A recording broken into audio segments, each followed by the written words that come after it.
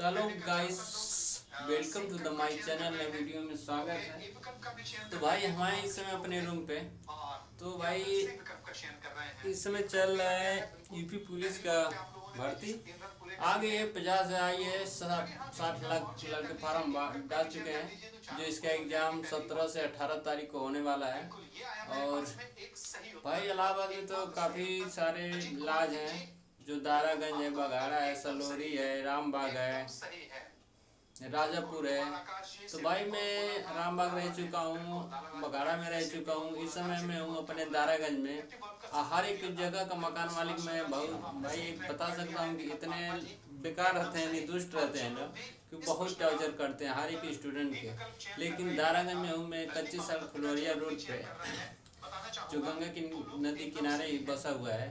और हमारे मकान मालिक तो बहुत अच्छे हैं यार, रियली मैं दिल से बता रहा हूँ कि बहुत अच्छे हैं।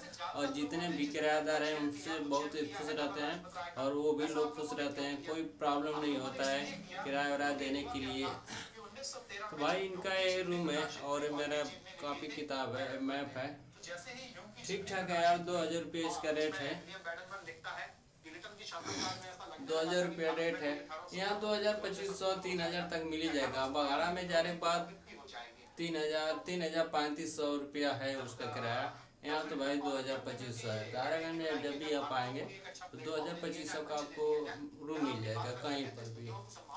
इसके बगल में प्रयागराज संगम है, दारागंज है, कुछ दूरी पर रामबाग है, उससे दूरी प्रयागराज जंक्शन है। तो भाई मैं बता सकता हूँ कि जो हमारे मकान मालिक हैं वो भी तैयारी करते हैं, और साथ में हम लोग खाना वाना भी बना देते हैं यार। हम लोग में खाते पीते रहते हैं, मस्त रहते हैं, बताते रहते हैं पढ़ाई वगैरह के बारे में। पैसा वैसा के लिए कुछ भी टॉर्चर नहीं करते हैं। हाँ भाई, लेकिन सफाई वफाई के मामले में थोड़ा ठीक है, पर आप रह रहे हैं, जब आप हैं तो अपनी सफाई खुद की करनी चाहिए। तो भाई मैं अपने मकान मालिक को से मिलवा सकता हूँ, कि हमारे रंजन भैया हैं दारागंज से, और मैं इनसे कुछ इंट्रोडक्शन लेना चाहता हूँ। तो भैया आप कुछ बता सकते हैं कैंडिडेटों को? बहुत बहुत धन्यवाद भाई दिनेश जी। आप अपने घर को त्याग करके एक प्रतियोगिता की तैयारी करने आए हैं, जिसके लिए तहे दिल से शुभ आशीर्वाद।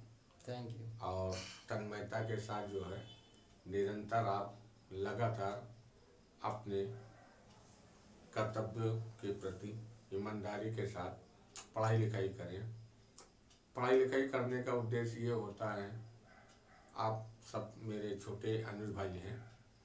पढ़ाई लिखाई करने का तात्पर्य ये होता है कि आप नित्य क्रिया को सवेरे उठिए, सवेरे 4 बजे आप बिस्तर को त्याग दीजिए, और फिर आप अपना फ्रेश होइए, और हल्का फुल्का जो कुछ भी है नाश्ता पानी करिए। अगर मन करता तो करिए, मन करता तो ना करिए। फिर आप एक ऊपर जाइए, थोड़ा सा व्यायाम करिए। व्यायाम करने से कि ये फायदा होता है कि आपको मानसिक ऊर्जा बढ़ती है। प्रातःकाल की बेला एक ऐसी बेला होती है जिसमें आपकी मेमोरी का डेवलपमेंट बहुत ब्राट होता है। सुबह उठ करके जब आप योगा करते हैं, थोड़ा सा योगा करने के बाद फिर आप आइए, 10 मिनट रेस्ट करिए, और रेस्ट करने के बाद फिर आप बैठिए और पढ़ाई करिए।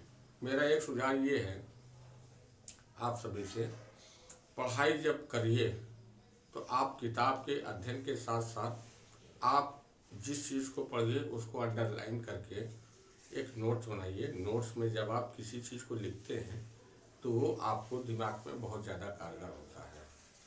मेरा सुझाव ये है कि कम से कम प्रत्येक व्यक्ति को 8 घंटा तैयारी करना चाहिए। अगर आप 8 घंटा लगातार अगर आप तैयारी करते हैं तो इस पर एक फ़ायदा ये होगा कि आप जो है जब आप पढ़ेंगे किसी चीज़, कंसंट्रेशन बना के पढ़िए, कंसंट्रेशन बनाइए। अगर आपका कंसंट्रेशन लगता है कि आधा घंटा के बाद अब मुझे नहीं समझ में आ रहा है, तो आप थोड़ा सा फिर अपने माइंड को डाइवर्ट करिए। डाइवर्ट करने में जो आपको अच्छा लगे, गाना सुनना हुआ या कोई चीज़ देखना हुआ, मूवी देखना होगा, 10-15 मिनट में देखिए, समाचार देखिए, फिर आप फिर बैठिए।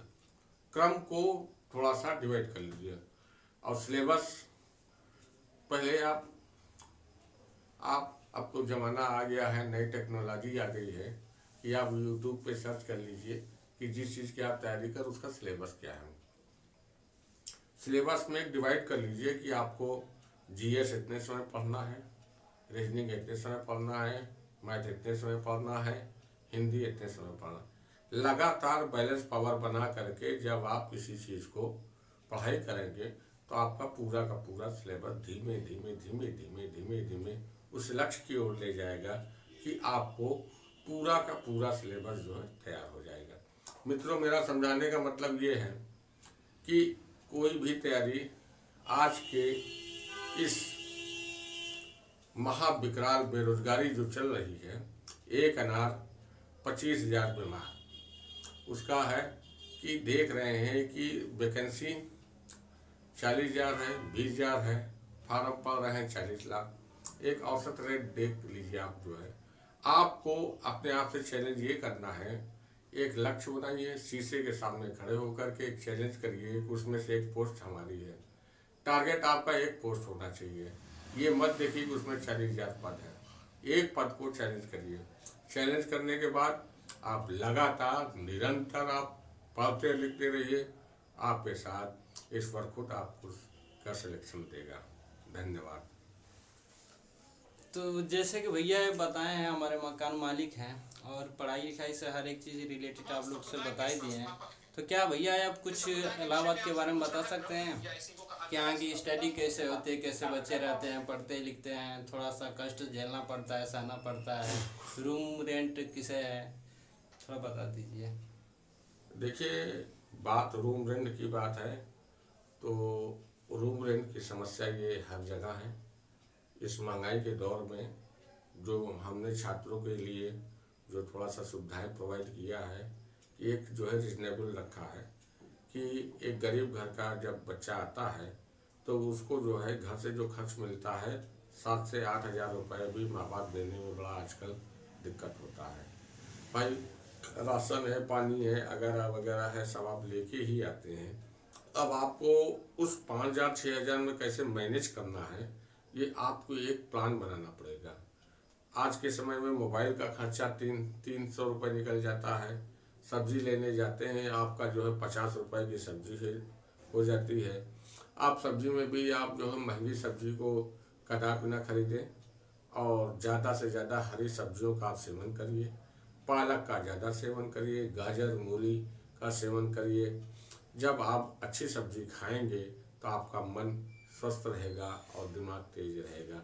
रही बात किराए की बात है तो देखिए, शहर में हर चीज़ का दिन पर दिन रेट बढ़ता चला जा रहा है। नगर निगम ने अपना रेट बढ़ा दिया है। हर मकान मालिक के ऊपर कमर्शियल रेट कर दिया है।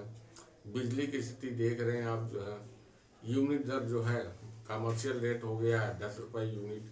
आपको अच्छी सुविधा चाहिए, इंटरनेट की सुविधा चाहिए, वाईफाई की सुविधा चाहिए, तो अगर आप जो है हम आपसे 2,000 रुपये या 2,500 रुपये रेंट लेते हैं तो उसमें से हम सरकार को भी कुछ ना कुछ पैसा प्रोवाइड कराते हैं। कोई भी व्यक्ति है जब 50 लाख रुपए में लगा करके जब मकान को तैयार करता है तो जाहिर सी बात है ये मेरा एक व्यापार है। लेकिन मैं उन छात्रों से अनुरोध करता हूँ कि जो उनके माँ बाप इतनी मेहनत गाढ़े की कमाई देते हैं तो उसको ये समझ करके माने कि उसको एक लक्ष्य बना लें कि मुझे जो 1 साल 2 साल में नौकरी लेके जाना है, पैसा आता जाता रहेगा। समय का दुरुपयोग करिए और अगर आप समय का दुरुपयोग नहीं करते हैं, पढ़ाई अगर आप जो अपनी ईमानदारी के साथ नहीं करते हैं तो यही टाइम आप ड्यूरेशन बढ़ जाता है। फिर 5 साल के बाद माँ बाप भी असमर्थ हो जाते हैं पैसा देने में, क्योंकि उनके ऊपर और बच्चों की जिम्मेदारी होती है। इसलिए सभी छात्रों से मेरा विनम्र अनुरोध है कि जब वो आते हैं तो एक लक्ष्य लेके गए और निर्धारित समय में ही अपनी सफलता को प्राप्त करें। प्राप्त करने का तरीका ये है कि पढ़ना आपको है, माँ बाप को पैसा देना है, पैसे का सदुपयोग, समय का सदुपयोग आपको करना है। अगर आप सदुपयोग नहीं करेंगे तो फिर आपका जो पता चला जो तैयारी आप कर रहे हैं और 1-2 नंबर से जब रुक जाता है तो बहुत ही ग्लानि होती है। तो आने वाले समय में ग्लानि का मौका ही न दें। आप तैयारी ऐसे करिए कि 100 में 100 हिट करिए, और जब ये टारगेट रखेंगे तो आप जो है 90 प्लस पे आ जाएंगे। जब 90 प्लस पे आएंगे तो आपका सिलेक्शन श्योर है। सभी बच्चों को शुभकामनाएं। तो भैया जैसे कि बताए हैं कि आप टारगेट 1 पकड़िए, क्योंकि भाई यहाँ पर आने के बाद ना कोचिंग तो तमाम है। यहाँ आप आएंगे ना तो जब तक आप एक टारगेट पकड़ के नहीं चलेंगे ना तब तक सिलेक्शन मिलना बहुत मुश्किल हो जाएगी। जब भी मैं भी आया था 2018 में आया था, तो मैं एसएससी फाउंडेशन की कोर्स से आया था। मैं कर भी लिया था सुपर क्लाइमेक्स में, बट क्या है ना कि कंपटीशन बढ़ता गया भाई। मैं उसमें जब मैं आया था तो मेरा टारगेट था आरपीएफ कांस्टेबल की, और तब से भाई आरपीएफ कांस्टेबल की भर्ती आई नहीं। अब सुने थे कि जनवरी में 2024 में आ जाएगी, बट वो भी नहीं आई। तो वेट करते करते भाई 2024 भी चला आया, और यूपी पुलिस की भाई भर्ती आई थी 50,000, उसमें हमारी हाइट नहीं थी, जिसके कारण मैं फॉर्म को अप्लाई नहीं कर पाया हूँ। पर कोई बात नहीं, यहाँ पर मेरी शॉप की दुकान भी है और सभी स्टूडेंट मैं मिलता रहता हूँ और उनको बाहर